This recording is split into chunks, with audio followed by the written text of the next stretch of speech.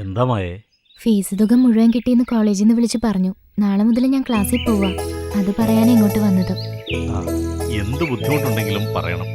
അതിനൊരു മടിയും വേണ്ട നിനക്ക്. ശരി, എന്നാ ഞാൻ ഇറങ്ങട്ടെ. ആ, എങ്കിൽ പോയിക്കോളൂ.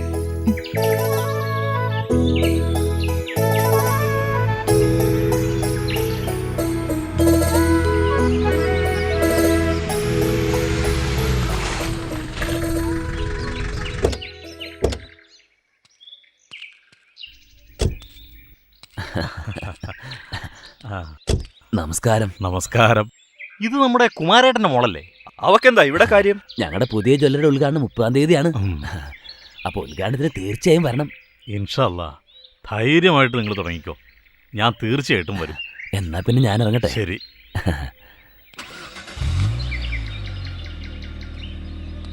ഓന്റെ കമ്പ്യൂട്ടർ പഠിപ്പൊക്കെ കഴിഞ്ഞതല്ലേടി? ഈ കോഴ്സ് പഠിച്ച പെട്ടെന്ന് ജോലി കിട്ടുമെന്ന് ഓൻ പറയണേ. അതെന്ത് കോഴ്സാടി? അതൊന്നും എനിക്കറിയില്ല. ആ, പണം ഞാൻ അയച്ചു തരാം.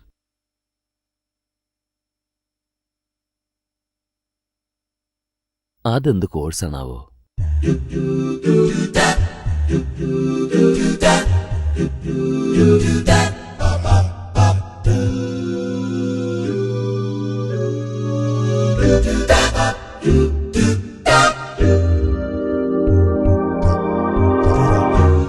എന്തു പറ്റി?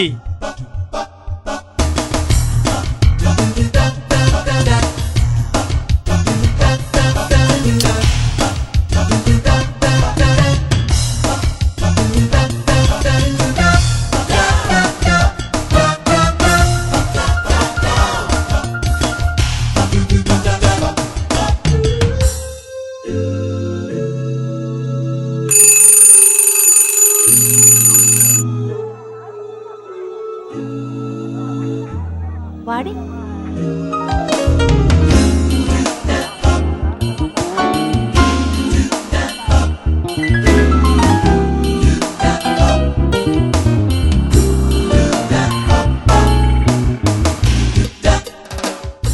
ഈ മെസ്സേജ് ഒന്ന് നോക്കിയേ. ആരാടി അനക്കിത് അയച്ചത്? അറിയില്ല, ഇടയ്ക്കിടയ്ക്ക് ഇങ്ങനെ വരാറുണ്ട്. നല്ല രസാ. സൂക്ഷിച്ചാ ദുഃഖിക്കണ്ട.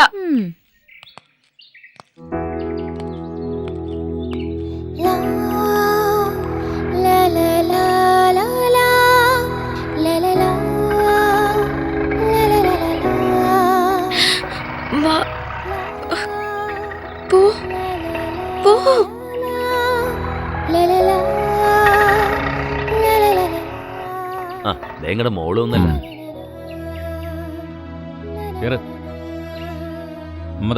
ഈ കോളേജിലേക്ക് വാ. ശരി ശരി.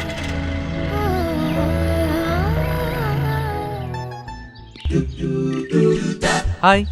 ഹായ്. ഹായ്. ഞാൻ നിങ്ങളെ ക്ലാസ്സിൽ പുതുതായിട്ട് ചേർന്നു. കണ്ടിട്ടുണ്ട്.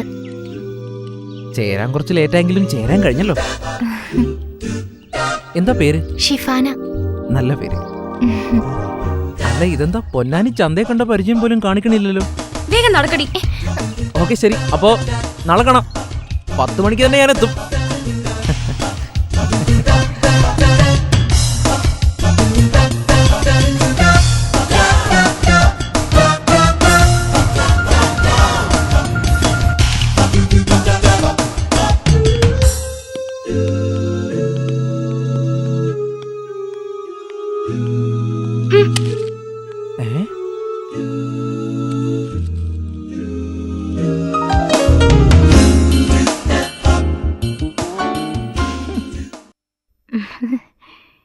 ഇന്നലെ രാത്രി ഞാൻ എനക്കൊരു മെസ്സേജ് അയച്ചിരുന്നു. കിട്ടിയോ? അതെന്റെ സെല്ലിൽ വന്നതാ. എങ്ങനെ ഉണ്ടായിരുന്നു? ആരാടി എനിക്കിതൊക്കെ അയച്ചു തരുന്നത്? എനിക്കറിയില്ല. ഞാൻ ആ നമ്പറിലേക്ക് ഒരു മിസ് കോൾ ഇട്ട് നോക്കി. അപ്പൊ എനിക്കൊരു മിസ് കോള്. ഇതാ പെണ്ണെ, വേണ്ടാത്ത പണിക്കൊന്നും നിക്കണ്ട കേട്ടോ. ഇക്കാലത്ത് ആരെയും വിശ്വസിച്ചൂടാ.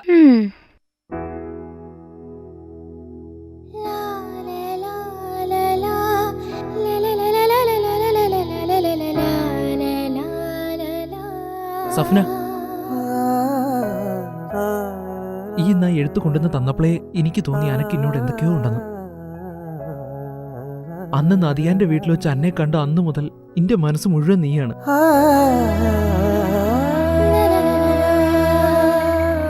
സഫ്ന, ഇപ്പൊ എപ്പോഴും എൻ്റെ മുഖം മാത്രം എൻ്റെ മനസ്സിൽ, മറ്റൊന്നും എൻ്റെ മനസ്സിലേക്ക് വരണില്ല. ഒന്നും പഠിക്കാനും തോന്നണില്ല, ഒന്നും തിന്നാനും തോന്നണില്ല.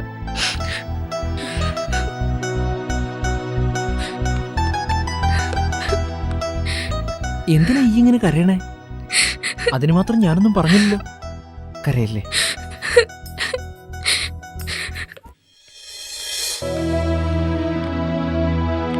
നോട്ട്സ് ഒക്കെ എടുത്തിട്ടുണ്ടല്ലോ അല്ലേ? വേണ്ട വേണ്ട, ഈ പറയുന്ന സ്ഥലത്തൊന്നും ഇന്നെ കൊണ്ട് വരാൻ പറ്റില്ല. മെസ്സേജ് അയക്കലൊക്കെ കഴിഞ്ഞപ്പോ ഫോൺ വിളി ആയല്ലേ? നടക്കട്ടെ നടക്കട്ടെ. വേഗം പറ, എനിക്ക് ക്ലാസ് തുടങ്ങാറേ. ജസ്ന, ഉം. ഇന്ന് സഫ്ന വരില്ലേ? എനിക്കറിയില്ല.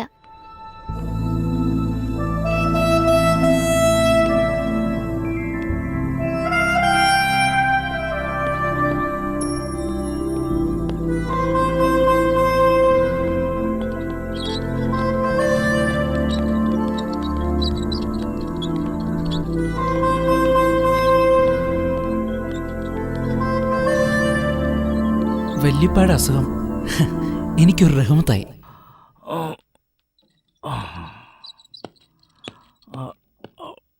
വല്യപ്പ,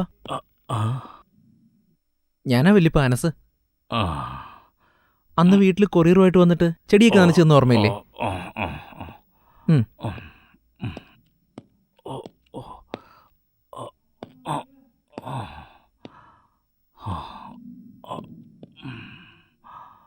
മെല്ലെ മെല്ലെ നോക്കി.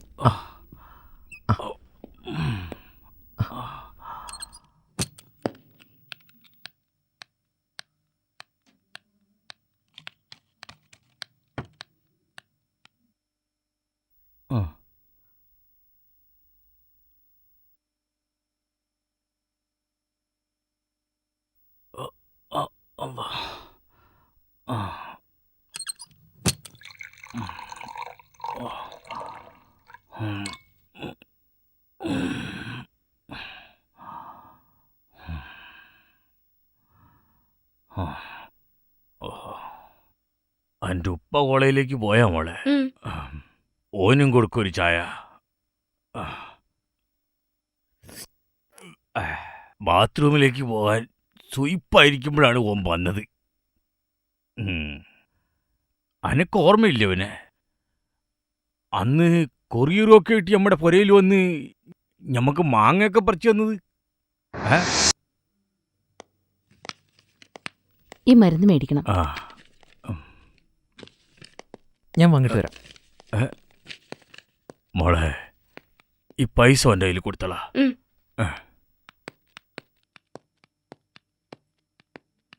അനസേ, ആദ്യമായി ആ ചുണ്ടിൽ എന്റെ പേര് വിരിഞ്ഞ നാൾ. പൈസ.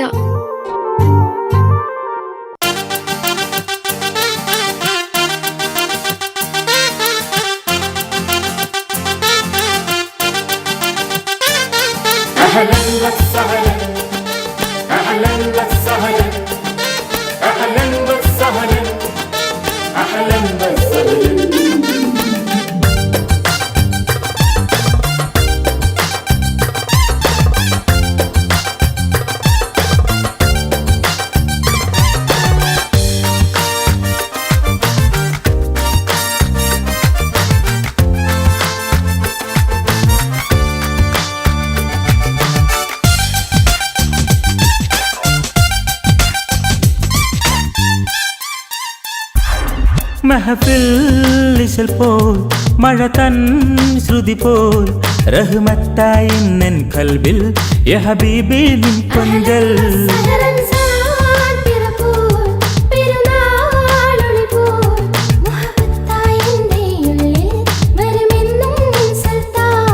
മഹഫിൽ പോൽ മഴ തൻ ശ്രുതി പോൽ റഹ്മത്തായിന്നൻ കൽബിൽ യ ഹബീബി നിൻ കൊഞ്ചൽ.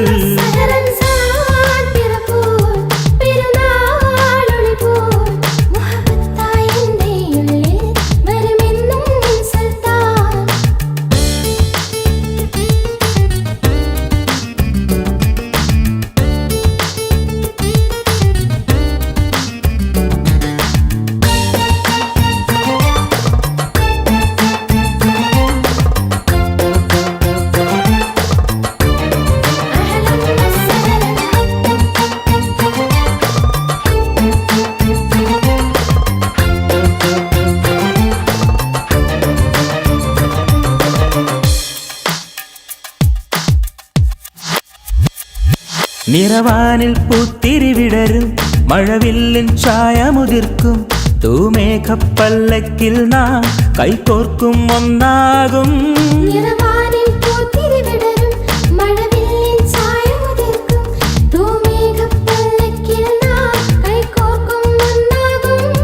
പാൽപുഞ്ചിരി പാർവണമായി ഇളമാൻമിഴി താരകമായി പദനിസ്വനം കളരവമായി നീ ചാരേ അണയുമ്പോൾ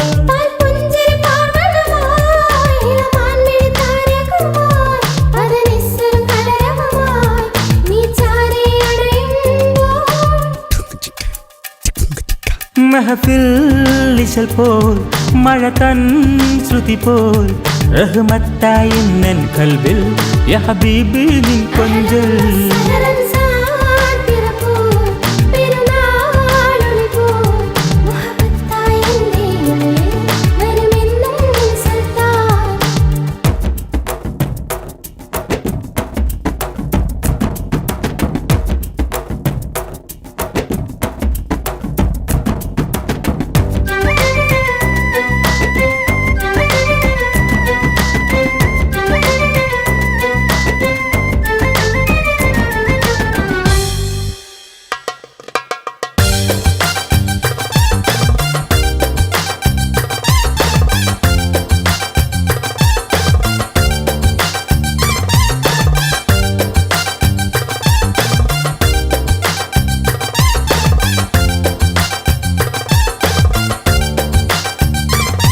പതിനായിരം സൂര്യനയേന്തും നം മനസ്സൊരു പുഴയായി മാറും കളിവഞ്ചി തുഞ്ചത്തരികിൽ നിൻ പാട്ടിന് കൂട്ടാകും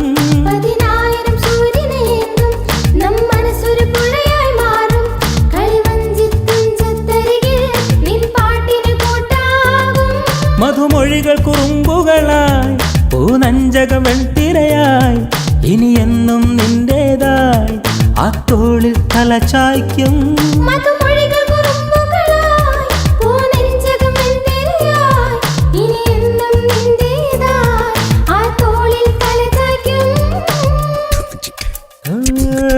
മഹഫിൽ ഇശൽ പോൽ മഴ തൻ ശ്രുതി പോൽ റഹ്മത്തായി നിൻ കൽബിൽ യാ ഹബീബി നിൻ കൊഞ്ചൽ